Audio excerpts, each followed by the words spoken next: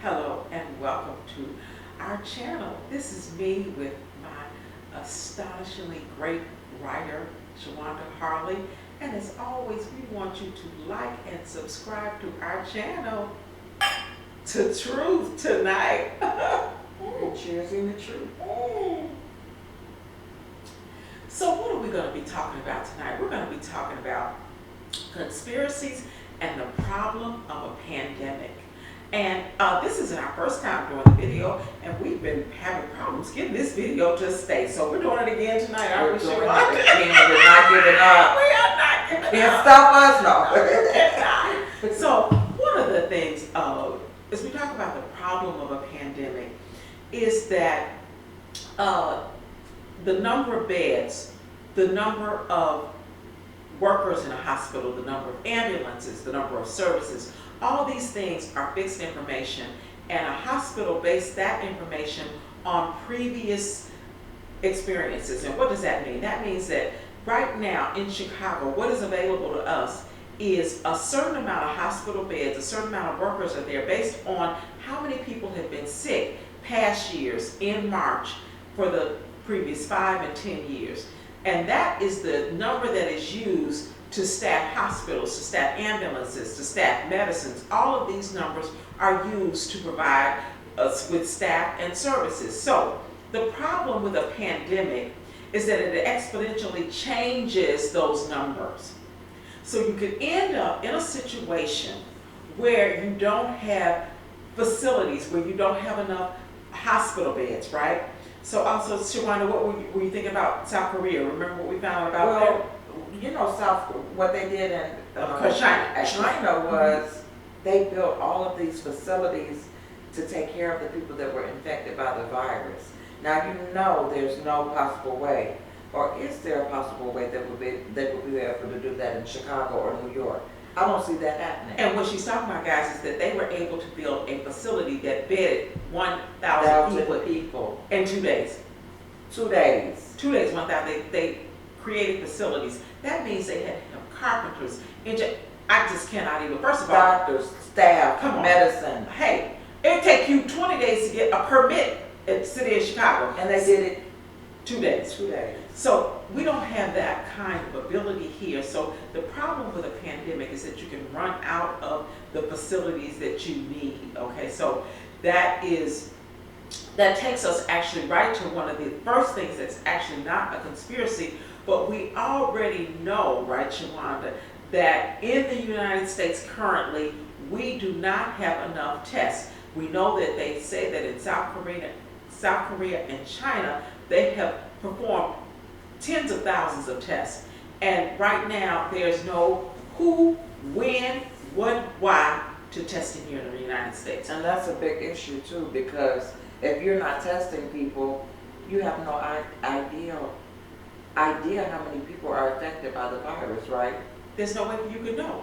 So we don't even know if tests are available. They say that they're not available. They were on the news. There was a woman who said that she was not tested because she did not believe that the test was available. So we don't have any specifics about the test, how long it takes for the test to come back. Nobody has given us any specific, undeniable information about the COVID test. So that's not even a conspiracy. That's the thing, when you have an influx, a sudden change, an increase in the amount of people that are sick, and that's one of the problems with a pandemic. Exactly, and that's one of the reasons why they think that it's spreading so fast, because they're not being tested. Exactly. So now we want to kind of pivot just a little bit, and Shewanda, we're going to have talk about some of the conspiracies that this pandemic has brought forward. So this virus, COVID-19, she's whispering something. Let's toast the truth again. Let's toast the truth. So it's said to have an animal host. So what does that mean? That means that the virus started in an animal and jumped to humans. That's what it means when a virus is said to have an animal host. So in the case of COVID-19, which was first identified in 1937, the question becomes, how is it that the virus, sort of changed or became, there's a suggestion that it was genetically modified. Right. So Shewanda knows a lot more about that. Genetically modified organism. So that means that, also Shewanda, you sort of suggested that it was a genetically modified animal, and what happens when you put the animal under a microscope? Well, not the animal, but when you put the coronavirus underneath a microscope, guess what they're seeing? Genetically modified strands. Wow. Which means it comes from a genetically modified organism, right? So Exactly. genetically modified animal, okay? Exactly. So, just so you all know, there are other viruses in the United States with an animal host.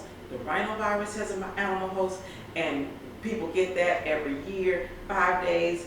You don't even have to take any medicines, And you're good. you're good to go. So what has happened to COVID, to the coronavirus known as COVID-19, that it is potentized, that's a word I made up. Running rampant. Right, what's made it so lethal? What has made it so powerful, lethal, and what has caused the change? So that's one of the conspiracies, that it was genetically modified somehow. And then one of the other things, Shewanda, that we're going to just spend a minute talking about is Dean Koontz in his book, The Eyes of Darkness.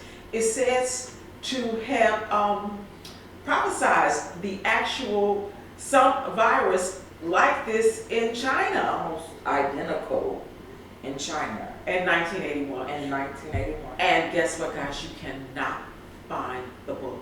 Anywhere. And what is the name of that book again? The Eyes of Darkness by Dean Koontz, or is it Koontz? Dean Koontz. And if you find the book, let us know because we're looking for copies. That's right.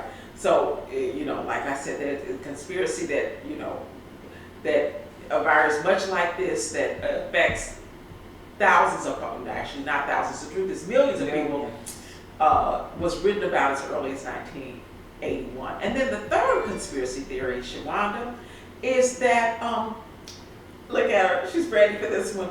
African Americans are immune to the virus. Don't That's one of forget, the conspiracy this is theories. our conspiracy theory. These are just conspiracy theories. So give her a little bit. So with her beauty and talk about. They said the melon. What else, Shewanda? No, just they're saying we're immune, and don't forget conspiracy theories, CT, that we're immune because of our carbon and our melanin, or something in our DNA is keeping us immune from this virus. And my question to you, Jerry, is how many African Americans have you seen that have been affected by the virus? None. I'll wait for it. Huh? She knows she already heard me. None. Okay, That's right. So that's one of the conspiracy theories. Okay, and so now, last but certainly not least, is Shewanda knows so much about this last one, but there is what is the relationship in between 5G and the emergence of the coronavirus? There is some kind of conspiracy around that as well. So, Shewanda, you want to elaborate?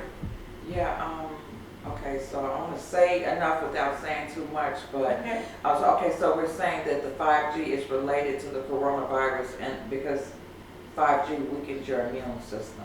So you're saying Just that like GMOs weaken your immune system. So the 5G emits radiation. So it's almost like walking around, imagine your cell phone as a microwave, walking around with the microwave held to your head where your brain is, your eyes, your mouth, and everything.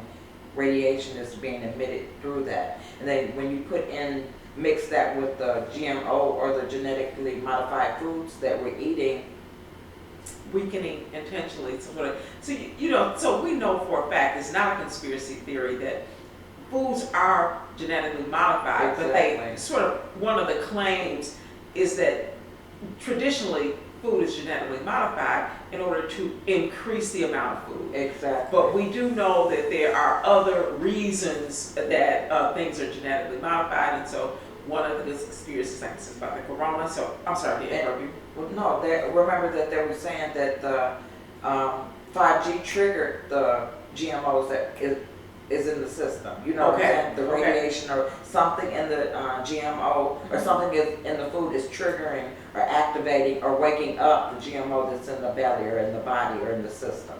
Oh, okay. Right, so that our phones are sort of, okay. Waking up and triggering and that GMO that's been sitting in your gut from the processed foods or the fast foods. I won't name any fast food places that deal with GMOs, but that's a whole nother video. That's another video. But yeah, it's saying that's where the correlation is at, because 5G weakens your immune system. That's just one of the things that it's done. Where they're saying it can cause premature aging, cancer, different things. It just really wreaks havoc on the body. So we just want to get out here and share some of the conspiracy theories around COVID-19,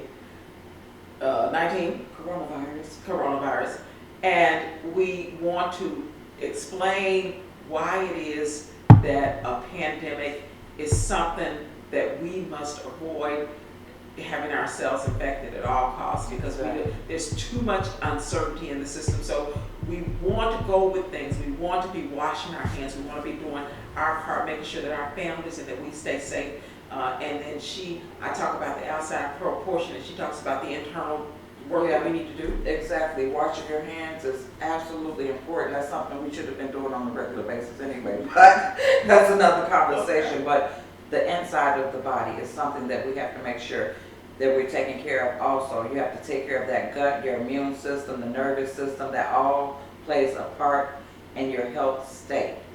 Okay. So guys, we're going to be doing a video in the future where we're going to be talking about some of the natural, because we don't want to be taking these prescription drugs. Nobody wants to pay a couple $100, and we don't want to be taking prescription drugs. We want to be healing our bodies naturally with the kinds of things that we will share in future videos. So this is going to be, we're going to be wrapping up the video, the problem with the pandemic and conspiracies of COVID-19.